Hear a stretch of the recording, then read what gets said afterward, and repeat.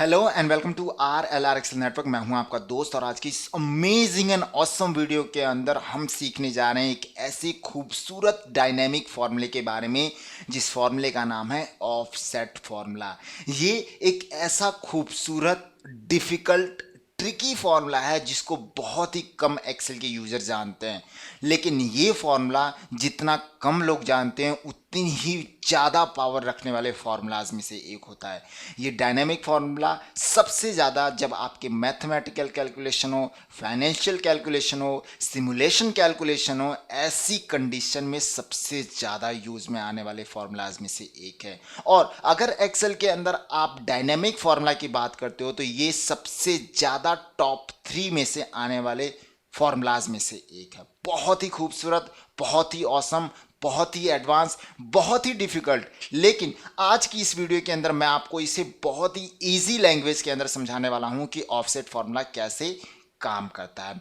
Offset formula की मैं 2 videos बनाऊंगा जिसके अंदर मैं आपको ऑफसेट फार्मूला को बेसिक से लेकर एडवांस तक डिटेल में सिखाऊंगा कि ऑफसेट फार्मूला कैसे एक्सेल के अंदर काम करता है, क्योंकि आगे की जो मेरी आने वाली वीडियोस हैं उनके अंदर ऑफसेट फार्मूला का बहुत इंपॉर्टेंट रोल है। ऑलराइट, बिना टाइम वेस्ट किए चलते हैं अपनी एक्सेल की शीट के ऊपर और अपने इस फॉर्मूले को हम स्टार्ट करते हैं। उससे पहले अगर आपने मेरे चैनल को सब्सक्राइब नहीं किया अभी तक तो जरूर कर ले, क्योंकि आगे की आने वाली वीडियोस बहुत ही एडवांस, बहुत ही खास, बहुत ही अमेजिंग, बहुत ही खूबसूरत होने वाली हैं, जिसको सीखने के बाद यकीनन आप एक एक्सेल एक्सपर्ट बन जाएंगे। ऑलराइट, चलते हैं अपनी एक्सेल की शीट के ऊपर और ऑफसेट फार्मूला के एक एक पैरामीटर्स को समझते हैं कि कैसे ये पैरामीटर्स काम करते हैं, इनकी कैलकुलेशन में इनका क्या रोल होता है, ऑफसेट फार्मूला कैसे और किस डायरेक्शन में काम करता है और उनकी डायरेक्शन की कैलकुलेशन हम कैसे कर सकते हैं। ऑलराइट, सबसे पहले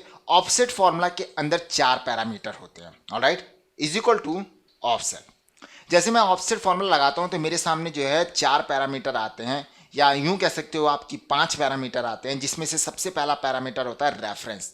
इसका मतलब कि इसको आप इनिशियल रेफरेंस कह सकते हो। इट मीन्स कि जब भी आप किसी फॉर्मूले के अंदर जिस सेल से आप अपना फॉर्मूला स्टार्ट करते हो, जहां से आप अपनी कैलकुलेशन स्टार्ट करते हो फॉर्मूले के अंदर, वो कहलाता है आपका इनिशियल रेफरेंस। यानी कि अगर मान लीजिए आप कोई फॉर्मूला स्टार्ट करने जा रहे हैं, उस फॉर्मूले को आप A1 से स्टार्ट करते हैं और D10 तक ले जाते हैं, तो A1 जो है वो आपके लिए इनिशियल रेफरेंस है, स्टार्टिंग सेल है। ऑलराइट, उसके बाद दूसरा होता है रो और तीसरी होती है कॉलम।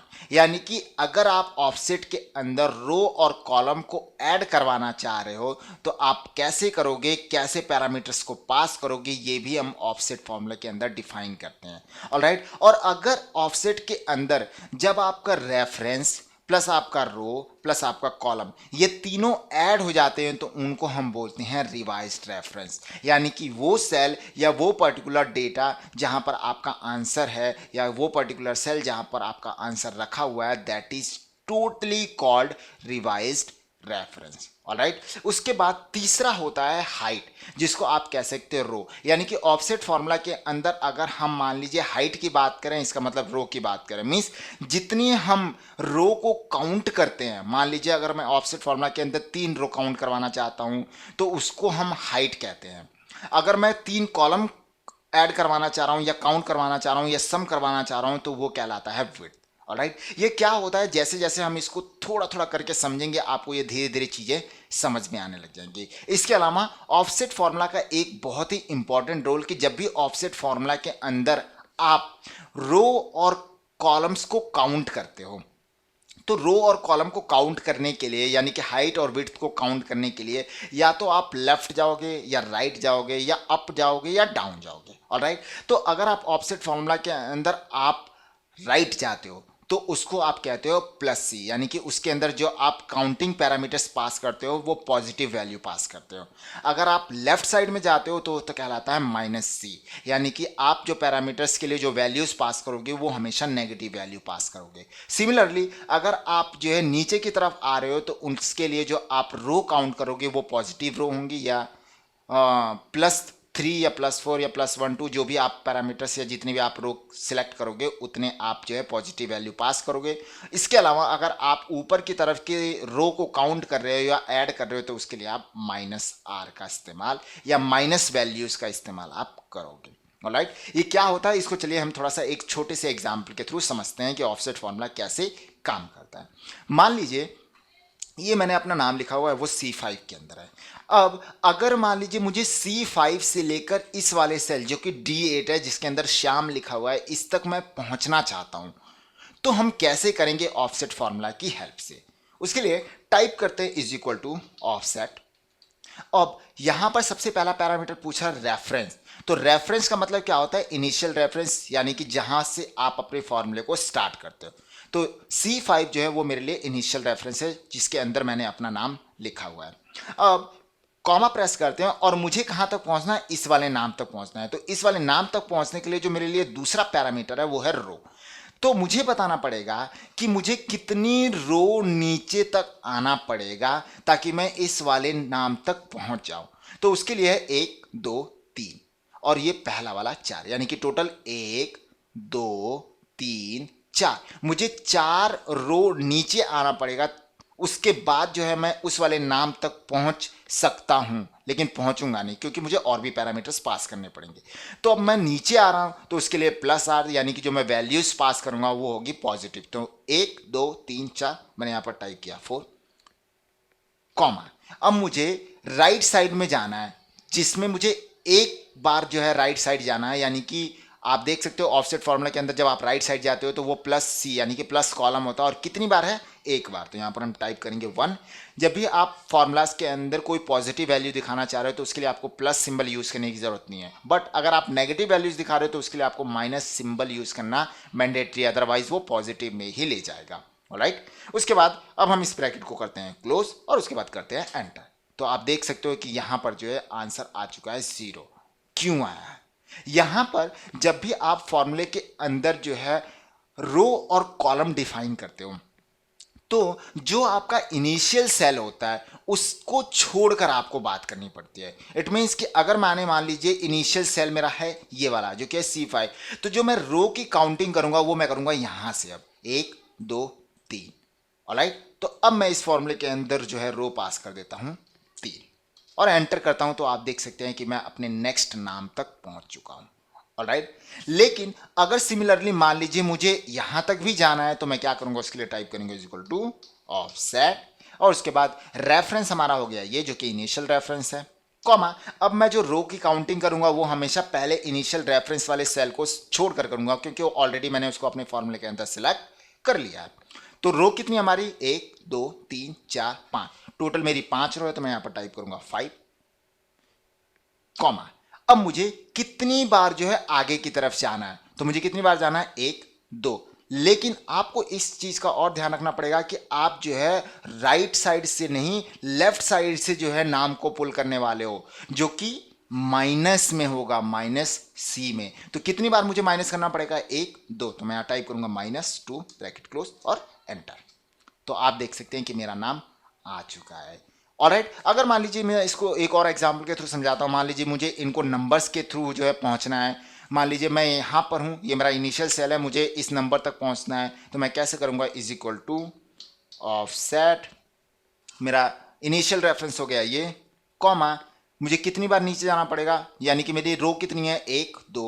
मेरा इनिशियल रेफरेंस छोड़ने के बाद मेरी 2 रो है 1 2। तो मैं टाइप करूंगा 2, कॉमा। अब मुझे लेफ्ट में जाना है जो कि -c है, तो मैं यहां पर टाइप करूंगा माइनस, कितनी बार जाना है, एक बार जाना है। तो मैं यहां टाइप करूंगा -1 bracket close and then enter. तो मैं देख सकते हैं 3 तक पहुंच चुके हैं। सिमिलरली अगर मान लीजिए आपको यहां जाना है तो आपको क्या करना पड़ेगा, 1 2 3 4 जो है रो पास करनी पड़ेगी यानी कि 4, और उसके बाद 1 जो है आपको कॉलम पास करना पड़ेगा। यहां पर आप कॉलम जो है वो आप माइनस में पास नहीं करेंगे, आप प्लस में पास करेंगे। एक बार देख लेते हैं, = ऑफसेट, इनिशियल रेफरेंस हो गया ये, कॉमा। कितनी बार, 1 बार 2 बार 3 बार 4 बार, यानी कि 4 रो हो गई वो भी पॉजिटिव, कॉमा। एक जो है कॉलम हो गया वो भी हमारा positive. Bracket close and then enter. तो आप देख सकते हैं कि आपका जो आंसर है वो आ चुका है ऑफसेट फॉर्मूला की हेल्प से। ये जो दो पैरामीटर्स होते हैं जिसमें आपका रेफरेंस यानी कि इनिशियल रेफरेंस और रो और कॉलम, ये जब दोनों मिल जाते हैं तो आपके बन जाते हैं आपके इनिशियल रेफरेंस के बाद रिवाइज्ड रेफरेंस। रिवाइज्ड रेफरेंस मतलब जहां पर आपका आंसर रखा हुआ है टोटल इन तीनों का कॉम्बिनेशन। ऑलराइट, उसके बाद जो नेक्स्ट पैरामीटर आपके ऑफसेट फॉर्मूला के अंदर आते हैं वो आते हैं आपके हाइट और आपकी विड्थ। हाइट का मतलब होता है कि कितने नंबर ऑफ रो आप सिलेक्ट कर रहे हो, विड्थ का मतलब होता है कि कितने नंबर ऑफ कॉलम सिलेक्ट कर रहे हो। इसको एक एग्जांपल के थ्रू समझते हैं। मान लीजिए ये इतने एरिया का मुझे सम करना है।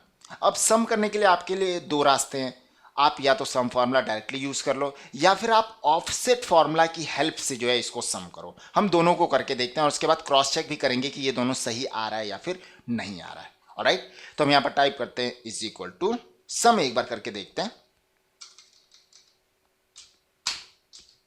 हम यहां पर सम करके देख लेते हैं। सम के लिए हम क्या करेंगे, यहां से स्टार्ट करेंगे। सम में आपको मैटर नहीं करता है कि आप जो है कहां से स्टार्टिंग कर रहे हो, मैटर ये आपके लिए कर रहा हो कि जितना आप एरिया सिलेक्ट कर रहे हो वो आपका एरिया जो है एक्यूरेट हो। तो मैंने इतने एरिया को सिलेक्ट किया और उसके बाद क्लोज कर दिया ब्रैकेट, तो आपका आंसर आ गया 105। अब अगर मैं इसी को जो है ऑफसेट फॉर्मूले के थ्रू करूंगा तो कैसे करूंगा, is equal to sum offset. Now अब यहां पर जो है हमें रेफरेंस पास करना है, तो रेफरेंस हमारा है ये कॉमा। अब यहां पर आ गया आपका रो और कॉलम। अब यहां पर आपको एक चीज का बहुत ही खास ध्यान रखना है ऑफसेट फॉर्मूला के अंदर, कि जब भी आप एक सेल से लेकर दूसरे सेल तक पहुंचते हो अपने आंसर को पिक करने के लिए, तो वहां पर आप रो और कॉलम को जो है डिफाइन करते हो कि मुझे कितनी रो जो है जाना है, चाहे वो प्लस में हो चाहे वो नेगेटिव में हो, कितने मुझे कॉलम जाना है चाहे वो प्लस में हो चाहे वो माइनस में हो। लेकिन जब आपको एरिया की कैलकुलेशन करनी है तो वहां पर आप रो और कॉलम को डिफाइन नहीं कर सकते। सो ऐसी कंडीशन में हम क्या करेंगे, उसको स्किप कर देंगे। और स्किप करने के लिए हम क्या करेंगे, 0, 0, क्योंकि हमारे पास स्पेसिफिक रो और स्पेसिफिक कॉलम है ही नहीं, हमें पूरे एरिया का सम चाहिए, तो इसलिए हमने उसको 0, 0 करके स्किप कर दिया। कॉमा, अब हमसे पूछ रहा है हाइट, कि कितनी हाइट तक आपको जाना है। अब हाइट के अंदर आपको क्या करना पड़ेगा, जो आपका सेल था उसको भी आपको काउंट करना पड़ेगा, तभी जो है वो इस पर्टिकुलर एरिया को सम करेगा। तो हमारे लिए टोटल कितने आपके जो है रो हैं, वो है आपका 1, 2, 3, 4, 5, तो मैंने यहां पर टाइप कर दिया 5, कॉमा। अब कितने आपके विड्थ हैं यानी कि कॉलम्स कितने हैं, तो वो आपका 1 कॉलम, आपका 2 कॉलम, तो यहां पर मैंने टाइप कर दिया 2 bracket close and then enter. आप देखिए आंसर आ चुका है 105। सिमिलरली अगर आपको इसका भी करना हो तो आप कर सकते हो, जैसे इज इक्वल टू, मैं इसको एडिट करके जो है इसके अंदर थोड़ा सा चेंज कर देता हूँ, क्योंकि इतना तो मेरा सब कुछ सेम रहेगा। मेरा इनिशियल पैरामीटर वही है और 0, 0 मैं रखूंगा क्योंकि मेरे पास स्पेसिफिक रो और कॉलम डिफाइन करने के लिए नहीं है। उसके बाद मेरे से हाइट पूछ रहा है, तो मेरी हाइट है 1, 2, 3, तो मैंने यहाँ पर टाइप कर दिया 3, कॉमा। अब मेरे पास कितने जो है आपके क्या कहते हैं कॉलम्स हैं, तो वो है आपके मेरे -2 कॉलम, 1, 2, तो मैं यहाँ टाइप करता हूँ -2 bracket close and then enter. ये देखिए 27 आ चुका है। मैं इसको जो है आपका सम फॉर्मूले के थ्रू भी कैलकुलेट कर सकता हूँ, इज इक्वल टू सम। मैं ये दोनों फॉर्मूले की हेल्प से आपको क्रॉस चेक इसलिए करा रहा हूँ ताकि आप जो है ऑफसेट फॉर्मूले को डिटेल में कैलकुलेट करना सीख जाए। ये देखिए आपका आंसर आ चुका है 27। इट मींस कि आपका ऑफसेट फॉर्मूला बहुत ही एक्यूरेसी के बेस पर काम करता है। ये डायनेमिक फॉर्मूला होता है, ये बहुत कमाल का और बहुत ही एडवांस फॉर्मूला है। इसको मैंने आज आपको अपने ऑफसेट फॉर्मूला की पहली वीडियोस के अंदर आपको सिर्फ बेसिक समझाया है। नेक्स्ट वीडियो के अंदर मैं आपको ऑफसेट फॉर्मूले के अंदर एक दूसरे तरीके से ऑफसेट फार्मूला कैसे काम करता है उसको सिखाने वाला हूं, क्योंकि आगे की आने वाली वीडियोस जो है मेरी ऑफसेट फार्मूला के ऊपर बेस्ड होंगे, क्योंकि ऑफसेट फार्मूला बहुत पावर रखने वाले फार्मूलाज में से एक है। ऑलराइट, सो आज की इस वीडियो में इतने हैं। मिलते हैं नेक्स्ट वीडियो में जिसमें हम ऑफसेट फार्मूला के एक दूसरे पहलू को जानेंगे। तब तक के लिए गुड बाय।